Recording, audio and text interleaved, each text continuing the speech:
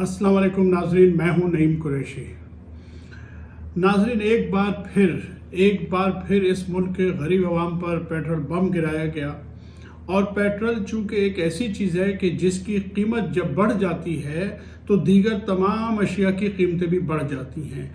इसलिए पेट्रोल पे इस कदर आहो बका की जाती है। लेकिन हकीकत यह है कि इस वक्त सूरत हाल ये है कि पाकिस्तान में हर चीज़ की कीमत बढ़ रही है। कोई एक ऐसी चीज़ नहीं है जिसकी कीमत न बढ़ी हो। आटा, दाल, चीनी, घी, ये सारी तो बड़ी बुनियादी अशियाए ज़रूरिया में शामिल हैं, इसलिए इस पे ज़्यादा शोर होता है। लेकिन हकीकत यह है कि हर चीज़ की कीमत पाकिस्तान में बढ़ रही है। कल चीनी का बहरान अपनी शिद्दत इख्तियार करता जा रहा है।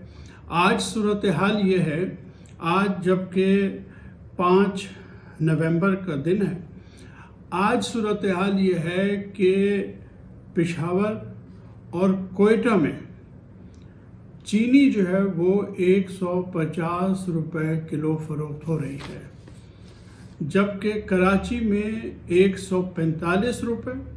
हो सकता है कि कहीं कम या कहीं ज़्यादा, कराची बड़ा शहर है, मुख्तलिफ इलाक़ों में मुख्तलिफ रेट चल रहे हैं। हुकूमत का रेट्स पे कोई कंट्रोल बहरहाल नहीं है, लिहाजा इम्कानी सूरत यह है कि कराची में मजमूई तौर पे 145 रुपए में चीनी फ़रोख्त हो रही है। हैदराबाद में मालूम हुआ कि 142 रुपए में फ़रोख्त हो रही है। इस वक्त चीनी की सूरत हाल ये है कि इस वक्त मुल्क में चीनी का 2 हफ्ते का ज़ख़ीरा बाकी रह गया है। अगर गन्ने की क्रशिंग 15 नवंबर से शुरू ना हुई तो ये बहरान बहुत ज़्यादा शिद्दत इख्तियार कर लेगा और हमें नहीं मालूम कि ये बहरान क्या शक्ल इख्तियार कर लेगा। क्या ये बहरान सिर्फ चीनी तक महदूद रहेगा या चीनी का बहरान और कितने बहरान पैदा कर देगा। इस वक्त सूरत हाल ये है कि पंजाब की 39 शुगर मिलों में तकरीबन 80,180 टन शुगर मौजूद है और जो यूटिलिटी स्टोर्स हैं उस पे तकरीबन 30,000 टन शुगर मौजूद है।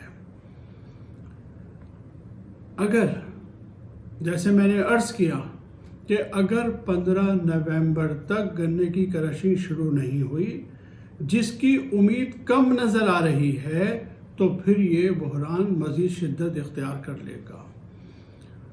दूसरी तरफ रात को, यानी 4 तारीख़ की रात को जिस तरह पेट्रोल की कीमतें बढ़ाई गई हैं बग़ैर किसी नोटिस के, ये अलहदा बात है कि वज़ीर आज़म ने अपनी तकरीर में इस बात का इशारा दे दिया था। अगर उनकी बात को वार्निंग समझा जाए तो ठीक है, फिर ये वार्निंग आवाम को मिल गई थी और 8 रुपये 3 पैसे फ़ी लीटर पेट्रोल की कीमत बढ़ा दी गई, जिसके नतीजे में इस वक्त पेट्रोल की जो कीमत है वो 145 रुपये 82 पैसे है। और जैसे मैंने अर्ज़ किया कि पेट्रोल की कीमत बढ़ती है तो तमाम चीज़ों की कीमत बढ़ती है।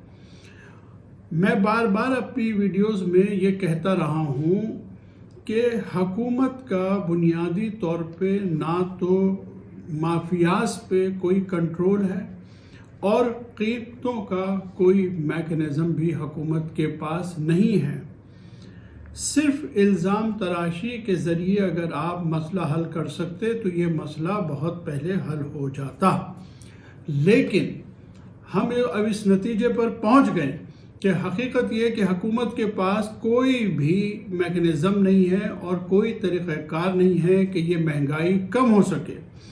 और जिस तरह ख़बरें आ रही हैं, जिस तरह मुल्क के वज़ीर ख़जाना तो अब शौकत तरीन साहब नहीं रहे, अब तो वो एडवाइज़र हो गए हैं ख़जाना के, जिस तरह वो हमें बता रहे हैं कि महंगाई तो होगी, जिस तरह वज़ीर आज़म हमें बता रहे हैं कि महंगाई तो होगी, हमें नहीं मालूम कि इस मुल्क के गरीब आवाम के साथ क्या होने वाला है। اگر حکومت نے، مجھے تو نہیں لگتا کہ حکومت جو ہے اس مہنگائی کو روک سکے گی، پھر بھی ہم حکومت سے یہ کہتے ہیں کہ جس پیکج کا آپ نے اعلان کیا ہے اس پیکج سے بھی اس بڑھتی مہنگائی کا مقابلہ نہیں کیا جا سکتا۔ جس مہنگائی کو سامنے رکھتے ہوئے اس پیکج کا اعلان کیا گیا تھا، اس پیکج کا فائدہ تو کل ہی ختم ہو گیا جب چینی جو ہے وہ 150 پہ پہنچی اور پیٹرول جو ہے وہ 138 سے 145 پہ پہنچا، تو آپ سمجھ لیجئے کہ حکومت نے جو پیکج دیا تھا وہ ان ایفیکٹو ہو گیا۔ اب اس پیکج کا عملاً کوئی فائدہ نہیں ہوگا اور عوام کو کوئی ریلیف ملتا ہمیں نظر نہیں آ رہا۔ ایسی صورتحال میں ہم صرف یہی توقع کر سکتے ہیں کہ حکمران جو ہے وہ سنجیدگی اختیار کریں اور تمام تر کابینہ کے ساتھ مل کے، صوبائی حکومتوں کے ساتھ مل کے کوئی ایسا طریقہ کار بنایا جائے، کوئی ایسا طریقہ کار وضع کیا جائے کہ جس کی بنا پر جو ہے وہ قیمتیں کم ہو سکیں۔ حقیقت یہ ہے کہ 120 ارب کا پیکج اتنی بڑی آبادی کے لیے، یعنی ہم ابھی 22 کروڑ کی بات نہیں کر رہے، ہم تو حکومت کے کہنے کے مطابق ان 13 کروڑ افراد کی بات کر رہے ہیں جنہیں حکومت ریلیف دینا چاہتی تھی۔ لیکن اتنی مہنگائی کے بعد اب یہ 13 کروڑ عوام کو بھی کوئی فائدہ ہونے والا نہیں ہے، اور آپ 120 کی جگہ اگر 200 کروڑ کا بھی پیکج، 200 ارب کا بھی پیکج آپ دے دیں گے تب بھی عوام کو کوئی فائدہ نہیں ہونے والا، کیونکہ معیشت جو ہے اس طرح کے پیکیجز کی بنیاد پر نہیں چلتی۔ حکومت کو سنجیدہ اقدامات اٹھانے ہوں گے اور مہنگائی کو روکنے کے وہ تمام ذرائع استعمال کرنے ہوں گے جس میں منافع خوروں، ذخیرہ اندازوں اور مختلف مافیاز کو کنٹرول کرنا شامل ہے۔ اگر حکومت نے صرف پوائنٹ اسکورنگ کے لیے اپوزیشن پہ الزام لگاتے رہنا ہے، اگر وزیروں نے صرف الٹے سیدھے اور فضول بیانات دیتے رہنا ہے، تو اس ملک کے عوام کو کوئی ریلیف نہیں ملے گا۔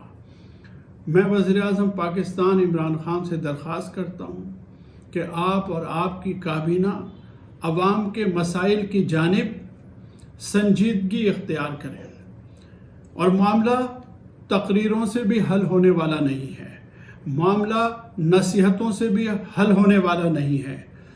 ہر غیر قانونی کام کے لیے سختی کی جانی چاہیے۔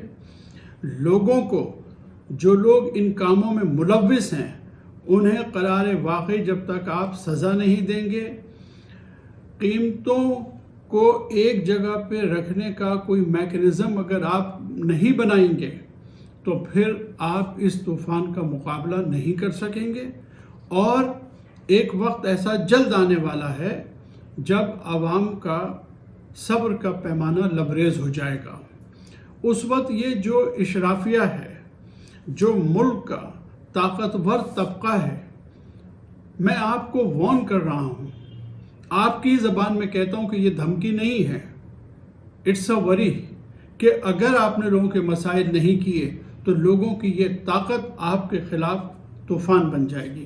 وزیر اعظم صاحب، اس ملک کے غریب عوام کے لیے آگے بڑھیے اور حقیقتاً کوئی کام کر کے دکھائیے۔ ناظرین، آج تک کے لیے اتنا ہی، اگلی ویڈیو تک کے لیے اجازت دیجیے۔ اللہ حافظ۔